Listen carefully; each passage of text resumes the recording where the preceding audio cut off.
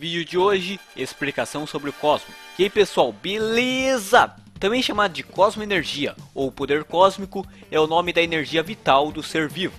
E é também a principal fonte de energia em Saint Seiya. Mas é muito mais do que apenas um poder de destruição.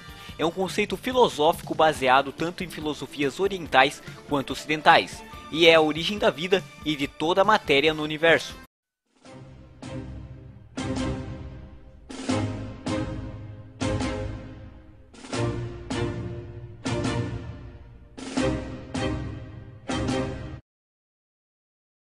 A cosmoenergia está relacionada com os átomos de qualquer matéria e seus movimentos. Utilizando este poder, é possível destruir átomos, controlar sua velocidade e mesmo transmutar matérias. O cosmo pode ser despertado por qualquer humano, mas dificilmente um adulto despertará, pois este está geralmente preso ao mundano senso comum, que prejudica a compreensão de milagres. Sua origem é um pequeno universo que existe no interior dos seres vivos, apesar de apenas parte deles poder sentir este universo. Quando o cosmo do indivíduo é elevado, este universo se expande, criando um fenômeno conhecido como aura. A aura é a manifestação visual da queima do cosmo. Este é o estágio intermediário da elevação do mesmo. Durante a queima do cosmo, o universo interior do indivíduo arde e a aura se expande, conforme a temperatura aumenta. Se o cosmo for elevado o suficiente, ele explodirá. A explosão do cosmo gera um pequeno Big Bang no interior do indivíduo, expandindo sua aura ao volume máximo e permitindo que ele acesse a essência de seu cosmo, o sétimo sentido. Apenas acordando o cosmo, uma pessoa pode ganhar habilidades diversas, como telepatia, intuição, entre outras. Elevando o cosmo, se é possível atingir velocidades subsônicas. Quando o indivíduo queima, pode atingir velocidades ultrassônicas, de Mach 1, que seria possível dar 100 golpes por segundo, até Mach 10. A explosão do cosmo aumenta essa velocidade, chegando até os Machs 800 ou mais, atingindo também a velocidade da luz em Mach 880.097. Com isso, se é possível dar bilhões de golpes por segundo. Um cavaleiro de Atena treina desde pequeno para acordar seu cosmo adormecido e aprender a queimá-lo. Não importa a força do guerreiro, sem o uso do cosmo é impossível ter chance contra o mais fraco dos cavaleiros, pois mesmo os cavaleiros de bronze podem, embora superficialmente, queimar seu cosmo. Apesar da diferença absurda de poder concedido por armaduras de diferentes níveis, os cavaleiros se igualam quando queimam seu cosmo.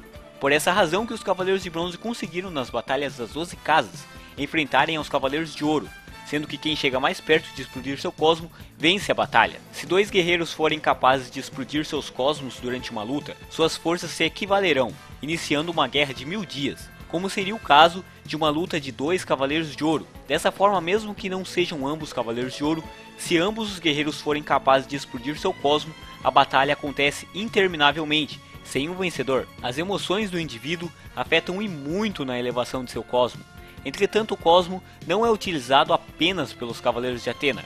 Guerreiros de outros deuses também utilizam os princípios da queima do cosmo em combate. A longevidade de um guerreiro se baseia também no domínio do cosmo, sendo que enquanto humanos comuns e um cavaleiro de nível baixo têm expectativa de vida de cerca de 80 a 90 anos, os que dominam a essência do cosmo podem viver até por séculos.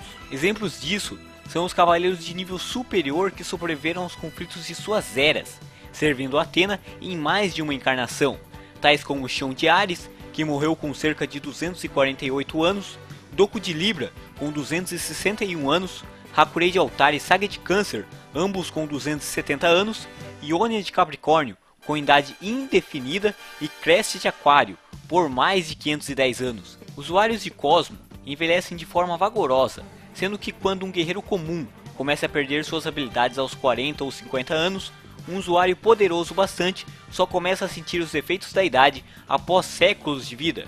Nenhum cavaleiro na série foi mostrado morrendo de velhice, sendo que algum fator externo sempre causou sua morte. Quanto à aparência, esses guerreiros envelhecem de forma diferente, sendo que os descendentes dos lemurianos demoram muito mais que os humanos comuns para demonstrar sinais físicos de envelhecimento. Um alto cosmo permite ao usuário resistir a impactos que normalmente matariam ou debilitariam permanentemente o ser humano comum, como o rompimento de tendões e músculos, a perda excessiva de sangue e mesmo a perda de órgãos ou quebra de ossos vitais ao corpo. Mesmo se o usuário resistir a impactos letais, ele precisará de um tempo de recuperação. Se essa recuperação for impossível, como no caso da perda total de um órgão vital, apenas o Cosmo manterá de pé, causando sua morte em breve. Apesar do poder curativo do Cosmo, certas doenças e condições fatais são letais aos cavaleiros, por seus corpos continuarem sendo humanos e independente do seu poder. Exemplos claros disso são Elias de Leão, que morreu por causa de uma doença pulmonar, e Cardia de Escorpião, que teve sua expectativa de vida diminuída drasticamente por causa de uma fítica condição cardíaca. Um Cosmo poderoso pode facilmente repelir energias radioativas letais, mas se estas atingirem o corpo, acontecerá o mesmo que com um ser humano normal. O mesmo ocorre no caso de envenenamento letal ou a perda de um ou mais sentidos. Cavaleiros poderosos o bastante parecem não morrer por causa da idade, envelhecendo de forma indefinida e até podendo atingir um estado de semi-imortalidade, como é o caso de Doku com seu Mesofetamenos, conceito explicado em The Lost Canvas como sendo o sangue divino de Atena, mas desconhecido na série original. E também Onia, o ancião de Sansei Ômega, que podia reverter sua idade se tornando novamente jovem, ou mesmo o mestre do Cavaleiro de Aquário de The Lost Canvas, Crest, que também consegue reverter a idade de seu corpo, mesmo que com a ajuda de Garnet durante o Gaiden do Aquariano. Ao se elevar o Cosmo, o indivíduo ainda pode utilizar diversas disciplinas de combate, como por exemplo o controle da natureza, que se baseia na habilidade de controlar a força da natureza em si. Além dos deuses, os únicos que completamente dominaram esta habilidade foram Elias de Leão e seu filho Regulus. Quem controla completamente a natureza é capaz de feitos maravilhosos, como comunicar-se com a água, o vento, as árvores, os animais e o mundo em si, continuar lutando mesmo após a morte ou mesmo arrancar a divindade do corpo de alguém. Foi sem dúvida a habilidade mais poderosa mostrada na série e a ser aprendida por humanos. Mesmo que não use a natureza durante combates, seus usuários se tornam superiores a guerreiros comuns em todos os aspectos. Os Cavaleiros de Peixes possuem uma manipulação parcial sobre essa força, que pode ser imaginada como o cosmo da natureza. Eles utilizam essa manipulação para cultivar plantas, notavelmente as rosas, que utilizam em combates em velocidades anormais. Alberich 13º também possuía parte desse poder, sendo capaz de comunicar-se com uma força vital específica, conhecida como espíritos da natureza. Tempos depois, seu descendente Alberich de Megris aprendeu a manipulação e a utilizou em sua técnica Unidade da Natureza. Não se sabe se os ninjas Fujiryu, o clã de Haruto e Sansei Ômega, possuem essa manipulação, ou se possuem uma técnica própria. Ainda existe também as manipulações parciais, utilizada por diversos guerreiros. O controle dimensional refere-se à habilidade de controlar o espaço e o tempo. Os Cavaleiros de Gêmeos utilizam essa manipulação para gerar seu golpe, outra dimensão, e os Cavaleiros de Virgem a utilizam para criar mini-dimensões, onde executam sua técnica suprema. Os deuses como Ísilo, Cronos e Kairos também utilizam esta habilidade. O controle sobre o magma é a habilidade de Deuteros de Gêmeos. Demonstra que qualquer humano pode aprender esse tipo de controle, embora no caso do controle de magma, a maioria morre, pois o treinamento é muito severo. Com esta habilidade, pode-se controlar fluxos de lava, criar terremotos ou mesmo comunicar-se com vulcões, e para aprendê-la, o indivíduo deve passar por 3 testes. O primeiro teste é controlar a lava de um vulcão e formar uma esfera magmática com ela. O segundo teste é sobreviver a um mergulho no magma. E o terceiro e último é parar a erupção de um vulcão, somente com um grito. O único discípulo conhecido de Deuteros a conseguir aprender essa habilidade e sobreviver foi Tema de Pégaso. Fuldou de Virgem também possui parcialmente esta habilidade, onde consegue conjurar e controlar o magma do submundo. O controle sobre a água é a habilidade primária de Toco de Libra e passada a Shiryu de Dragão. A técnica permite ao usuário comunicar-se com a água e mesmo mudar os movimentos de rios, chegando até a invertê-los, o que ajuda no combate de diversas maneiras. O controle de Shiryu sobre a água supera até mesmo o de seu mestre, e ele pode usá-la para elevar grandes quantidades de água. Essa também é a habilidade de divindades como Oceano e Poseidon, mas seus poderes aplicam-se não só a rios e lagos, mas também aos mares. O controle sobre o ar é a habilidade de controlar os movimentos do ar, sendo para lançar o oponente no ar, criar barreiras de ar, correntes de ar imobilizantes ou mesmo gerar furacões de força letal. Apesar de lutar primariamente com suas correntes, Shun de Andrômeda possui a habilidade de controlar correntes de ar, imobilizando o adversário, e se isso não funcionar, ainda tem o poder de explodi-las, gerando a força destrutiva de um furacão. Misty de Lagarto usa o vento como arma principal, criando barreiras incrivelmente resistentes. Seu golpe principal, Furacão das Trevas, é capaz de gerar tornados. No anime, Miro de Escorpião pode gerar e manipular furacões, lutando contra diversos inimigos ao mesmo tempo.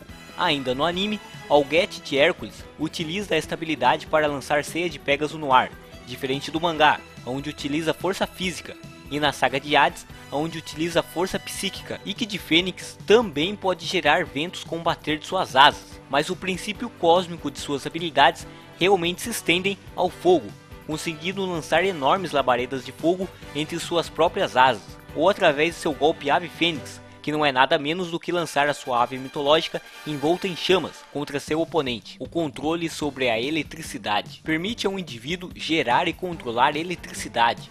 Os relâmpagos gerados por Aioria de Leão se equiparam aos de Zeus, tornando-o teoricamente o segundo mais poderoso usuário de eletricidade em todo o universo. O controle sobre as estrelas refere-se à habilidade de controlar estrelas. Diferenciando-se do controle sobre a luz, os deuses que dominam esta habilidade são Apolo, Ra e no passado, Hyperion de Ébano. As armaduras de ouro também possuem esta habilidade, sendo capazes de reproduzir raios solares. Então pessoal, as explicações sobre o Cosmo ainda não acabaram, terá muito mais. Fiquem ligados e aguardem.